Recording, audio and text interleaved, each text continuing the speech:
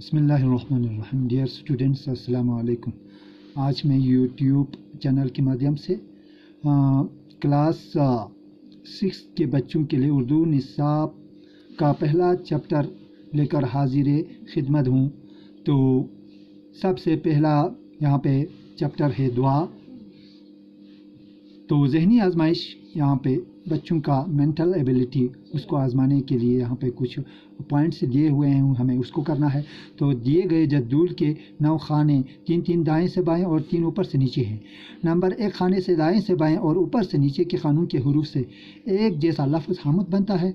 आप दूसरी लाइन के दाएं से बाएं जाने वाले दूसरे तीसरे खानों में हरूफ भरकर एक ऐसा लफ्ज़ बनाइए जो दोनों जानिब यानी दाएं से बाएं और ऊपर से नीचे एक ही लफ्ज़ बन जाए।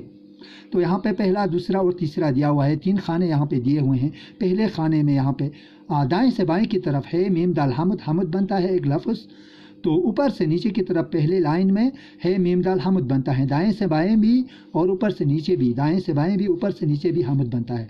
अब दूसरे लाइन में हमें वहाँ पे लिखना है एक हुरूफ भरकर हमें एक मुकम्मल एक लफ्ज़ वहाँ पे बनाना है। तो मीम वहाँ पे दिया हुआ है, लास्ट में रे दिया हुआ है। मीम गाब रे मगर, मगर ऊपर से नीचे की तरफ मीम गाबरे मगर, और दाएं से बाएं की तरफ भी बीच वाली जो खाने में मीम गाबरे मगर बनता है। दाएं से बाएं भी, ऊपर से नीचे भी मगर बनता है। तीसरे में दाल रे दाल दर्द बनता है। नीचे दाएं से बाएं दर्द बनता है, ऊपर से नीचे भी दर्द बनता है। तो ये खाना जो है हमें यहाँ पे मुकम्मल होता है। अब इसके बाद ये नज़म यहाँ से स्टार्ट होता है दुआ। तो यहाँ से पे खुदा से दुआ मांग रहा है कि खुदाया मिले इल्म की रोशनी मुनव्वर हो उससे मेरी ज़िंदगी। मुख्तसर तौर पर अगर हम इसका तशरीह करें तो खुदाया, ए खुदा मुझे इल्म की रोशनी मिले और उस इल्म की रोशनी की बदौलत मेरी ज़िंदगी जो हो मुनव्वर हो, नूर से भर जाए। दूसरा लाइन है चलूँ नेक रास्ते पे मैं उम्र भर।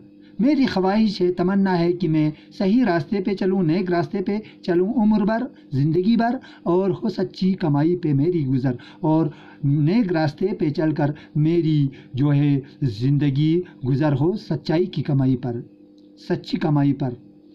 और जहाँ मैं सबों से मिलूँ प्यार से, और इस दुनिया में मैं जिससे भी चाहे बड़े हो चाहे छोटे हो उनसे अगर मिलूँ तो मैं प्यार और मोहब्बत से उनसे मिलूँ, न छोटा करूँ दिल कभी हार से। मैं भूल कर भी कभी भी अपना दिल में छोटा न करूँ, हिम्मत पस्त होकर मैं कभी अपना दिल छोटा न करूँ। ये ख्वाहिश ज़ाहिर करते हैं, तमन्ना ज़ाहिर करते हैं। इसके बाद तीसरा लाइन है बदी से बचूं मैं भलाई करूं।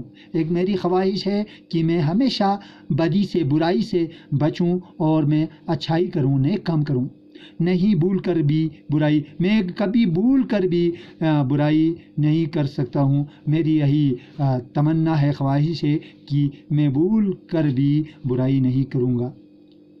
ये तौफीक देना मुझे ए खुदा मुझे अब तौफीक देना कि वो तौफीक देना कि जिस तौफीक की वजह से मैं अपना फ़र्ज़ जो है दुनिया में अदा करूं फ़र्ज़ दुनिया में अपना अदा। मैं अपना एक कंट्रीब्यूशन दुनिया को देना चाहता हूं, मैं उसको अपना पूरा करूं। यही अल्लाह से वो दुआ करता है। तो न दुई का जज्बा कभी दिल में हो, मेरी दिल में दुई का जज्बा कभी भी न हो। दुई मैंने दूसरों को गैर समझना, संभालूं उसे मैं जो मुश्किल में हो। जो भी इंसान मुश्किल में हो मैं उनको संभालूं, मैं उनके काम आऊं, मैं उनकी मदद कर सकूं। मेरी दिल में दुई का जज्बा कभी नहीं देना। तो बस यही आरज़ू है, बस यही बस है यार। मेरी आरज़ू, मेरी तमन्ना लास्ट में कहता है कि मेरी लास्ट में ख्वाहिश यही है, तमन्ना यही है कि तेरा जलवा मुझको मिले चारज़ू। ए खुदा आपका जलवा, अपने आँखों से अल्लाह के जो निशानात है उनको मैं देखना चाहता हूँ। तेरा जलवा मुझको मिले 400, हर तरफ मुझे अपने रब का, अपने खुदा का, अपने खालिक का जलवा मुझे नज़र आए, यही तमन्ना करता है। तो इस नज़म को लिखने वाला है कृष्ण चंद्र। इसके बाद यहाँ पे अल्फाज मानी स्टार्ट होता है। मुनव्वर होना, रोशन होना यहाँ पे दिया हुआ है। तौफीक मैंने हौसला या हिम्मत देना, यहाँ पे सच्ची कमाई हो गया, हलाल की कमाई। गुज़र होना, गुजारा चलाना, दिल छोटा करना, तंग दिल होना, हार जाना, पस हिम्मत होना, भलाई करना, नेकी करना, चारों तरफ हर तरफ, दुई में गैर समझना, जज्बा में जोश, वलवला, आरजू, तमन्ना, ख्वाहिश को हम कह सकते हैं, जलवा मिलना, आंखों से देखना। तहरीरी सवालात, यहाँ पे शॉर्ट आंसर टाइप क्वेश्चन है, इसको अब खुद लिख सकते हैं। थोड़ा सा मैं यहाँ पे जहन नशीन के लिए यहाँ पे इसको ये करने की कोशिश करूँगा। तो बच्चा खुदा से कौन सी रोशनी चाहता है? हमने जब इस नज़म को पढ़ा है, अच्छी तरह से थोड़ा सा समझा है, तो हम इसके जवाब को भी हम आसानी से हम इसको हम लिख सकते हैं। तो बच्चा खुदा से कौन सी रोशनी चाहता है? बच्चा खुदा से इल्म की रोशनी चाहता है। दूसरा सवाल है, बच्चा किस रास्ते पर चलना चाहता है? बच्चा नेक रास्ते पर चलना चाहता है।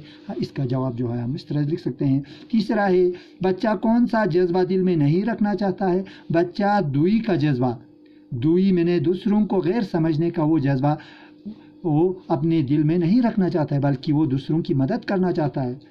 हाँ, मुश्किल में उनको उनके काम आना चाहता है।